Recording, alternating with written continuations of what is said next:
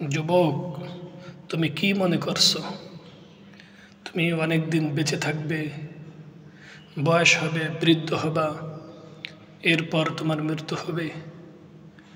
কিন্তু যুবক, একটু ভালো করে মনে রাখো, তোমার সামনে দিয়ে যে যুবকটা দুনিয়া ছেড়ে চলে গেল, ওই যুবকেরও তোমার মতো স্বপ্ন ছিল, তোমার মতো ভাবনা ছিল। কিন্তু যখন হঠাৎ তার মৃত্যু চলে আসলো, তখন কিন্তু তার ভাবনাটা মিথ্যা হয়ে গেল। বৃদ্ধ বাবারা, আপনারা কি মনে করছেন যে এখনো শরীরে বল আছে, এখনো শরীরে শক্তি আছে, যে আমার শক্তি কমবে, এরপর হয়তো বা আমার মৃত্যু হবে? না বাবা, আপনার বয়সে কত মানুষ তো দুনিয়া ছেড়ে চলে গেল আপনার সামনেই।